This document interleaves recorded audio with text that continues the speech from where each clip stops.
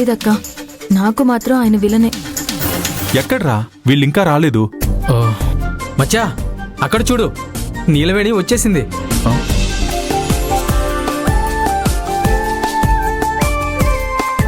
Super రా మచ్చా. ఏదేమైనా జ్యోతికి ఒక పని అప్పచెప్తే స్మార్ట్ గా ఫినిష్ చేసేస్తుందిరా. సూపర్ రా, సూపర్. హే నిలవేణి, నిలవేణి, ఇక్కడ ఇక్కడ, కమ్ కమ్. ఇలా రా. ఎందుకు అక్కడే నిలబడ్డావు? ఇలా రా. రా నీలవేణి, ఇప్పుడు వాళ్ళ దగ్గరికి వెళ్ళడం తప్ప చేయగలిగిందేమీ లేదు. రా వెళ్దాం. హాయ్. హాయ్ అన్నయ్య. అన్నయ్యని చూసావా? రా నీలవేణి అని ఎంత మనస్ఫూర్తిగా పిలుస్తున్నారు.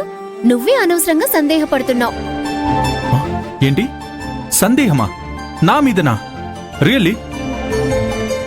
సందేహం అంటే మీరనుకునేలాంటి సందేహం కాదు. సంబంధమే లేకుండా ఎక్కడికి పిలిపించారు కదా, అందువల్ల ఏమవుతుందోనని భయంతో కూడిన సందేహం. ఓ అదా? అదేం లేదమ్మా. అయ్యేది తప్పక అవుతుంది, అవ్వనిది ఎప్పటికీ అవ్వదు. అంతే కదా మచ్చా?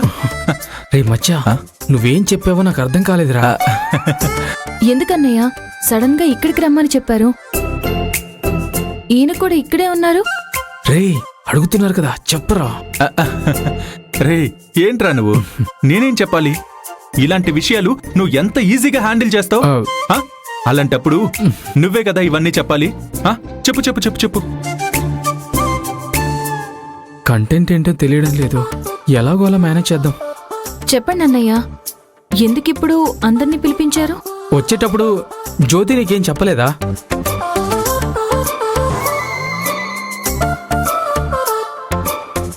ఏమంటున్నారు? అదే జ్యోతి,